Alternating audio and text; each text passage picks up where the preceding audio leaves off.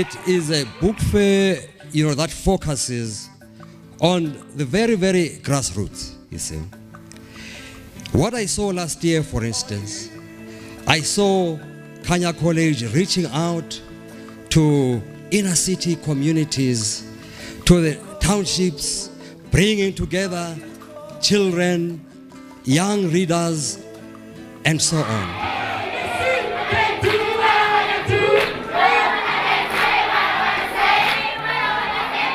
I think what has become a pillar as well of the book fair is the schools program, and it has so much potential in terms of its development. And once we were able to get that, staff worked a lot on that. It's very, very time-consuming work. You've got to phone schools, you've got to phone teachers, you've got to phone principals, you've got to remind them. They've also got their own work, they're busy with exams, they've got to do marking, So it's very, very time-consuming. We're going to be experiencing many new things and things we would like to see. Also, this is our future place where we would be, so it's very exciting for us. It encourages them to read, and it helps us also when we're teaching. It makes our lives much more easier, because then the learners learn they know the vocabulary, and you don't struggle. When you teach, you don't struggle, and then you actually help them a lot. What has been on display here is fantastic. The variety of activities, particularly focused on children, as well as the serious discussions that have taken place, it makes it alive. I can say what I want to say, because I'm a JBF body. Always remember, never forget, never forget. Absolutely, and I think they work so well together. If I can also say, there does seem to be a huge emphasis on children's books, and I think that is so important, because if children don't read, then they don't become readers as adults. So it's not even just from a literacy point of view, it's more also forming a love of books and a love of reading. Reading and writing. Reading and writing is the most powerful weapon across the world. You can't compare reading and writing than anything. By reading and writing, you can read the instruction on a medicine bottle. You can feel the form of environment. You can feel the form of your organization. You can share your dream. You can share stories and book with our friend Tisha, family and community members. When you read, your mind expands, encourages your imagination. Pambili Community Reading Club. Pambili Community Reading Club. The people who want to go to how to write a story or how to tell a story, please follow the first man there. 20 people, you must be 20. How to write a play. How to write a play. If you want to write your own play, follow. Again, to break the concept that only clever people write plays or only clever people write books. They are created somewhere in another planet, and then they are not part of us as only people. I break that wall that we must be able to tell our stories in any other way that we can, whether by poetry, whether by writing, whether by working as a collective of young artists or artists who collective work together and produce a play. As you do that all the time, then you'll graduate to writing alone, you'll learn from each other, but let us break that wall. Yeah, so far it's been very good.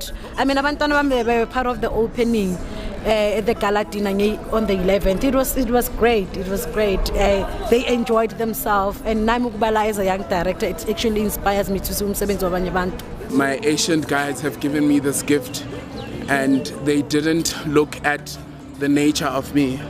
They didn't look at my sexuality. They didn't look at the color of my skin. But they said, there's a gift for you, and here it is. And I accepted it with all arms and limbs.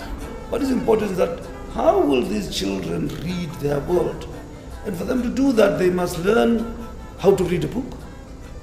Because you don't just read a book and read the words, which is why they can converse about the plot of the book, about the structure of the book, about the characters in the book, and they can begin then to argue and engage with the authors. And that's what surprises many authors, that these children, in a sense, engage about the nature of the plot, the choices that the author made, why that character did this and not this. Can I ask, Sam, what is your inspiration behind this whole book, and how old were you when you wrote the book? I found South Africans so fascinating with their different views, their different outlooks and so on. So I was fascinated and inspired by what I saw in that bus. That despite the fact that we all had these conflicts, we were living together and trying to manage to live together. You know, all the workshops, I was talking with other writers.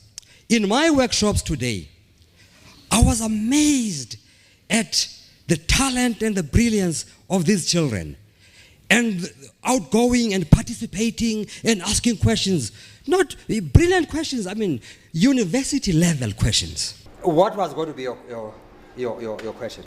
Is it a fiction? Did you make up the story, or is it just true story? Currently, there's been news that Lens has turned to India, Gilbert has turned to Lagos, and China Mall has turned to Hong Kong. So I wanted to know, what is the political view of this South Africa? I wondered, where do these children come from? Because we only hear bad stories about the education system in South Africa and so on. Where do these ones come from? They have to do very basic things like, and I think which people take for granted, like book education. How do you treat a book? How do you look after a book? How do you page a book? Yeah, we got to get young people to read, to find out about the universe around them. With social media coming in, people are very quick with their fingers, but are they quick with turning the pages? That's the question. You start creating a literary tradition from the grassroots and from the youngest of generations. And if we can establish a literary tradition amongst our children, we will then absolutely see a bigger layer of our adults involved and immersed in the literary tradition. And so I think that it's fantastic that they've been able to do that. Are you ready, brothers, sisters? Are you ready?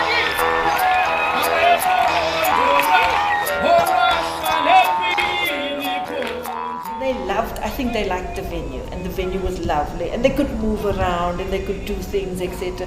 And then of course they did have a great show with Mamgina Mhlophe, you know. I mean, she's just a wonderful performer. She is so talented. She has a gift of just engaging, and the children love her. Young people are not reading enough, but it's up to us to encourage them. It's up to us to enjoy reading so that they can see that we are enjoying it. If we enjoy fast food more than we enjoy books, what are they going to learn? Absolutely. I think it's very important that they are able to at least speak their language and read as well. I think it's very important. But have a passion for reading it. That's the thing, is to have a passion for reading it. Unfortunately, I've been looking at all the stalls today. There are books in not all 11 languages. Only in I've found about 4. So we are seriously lacking in our publishing industry in South Africa. In fact, many of them are published offshore. They are published in Finland and other countries. Makes me want to cry. What inspired you to become a storyteller?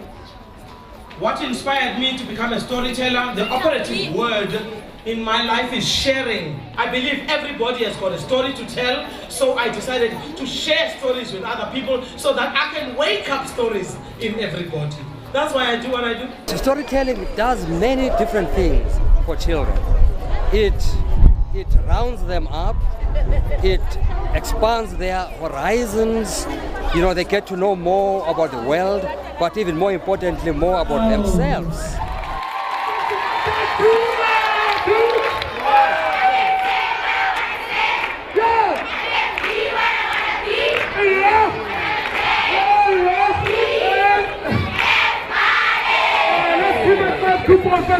I think one of the big highlights as well of this year's book fair was the launch of Zeksimda and Mpapa Mokwane's Penny and Puffy, which is a children's story and a children's book, and they also translated the book into Sesotho, and the paintings, the illustrations in the book are done by Zeksimda.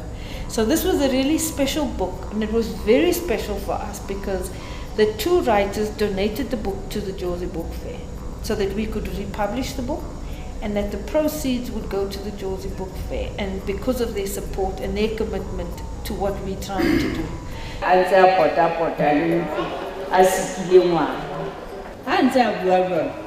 a bona mafana a hlahileng ka tlasa tlung a mo shebile ka ho makala. We want the book to have a wider readership, not only in Sesotho but also in African languages.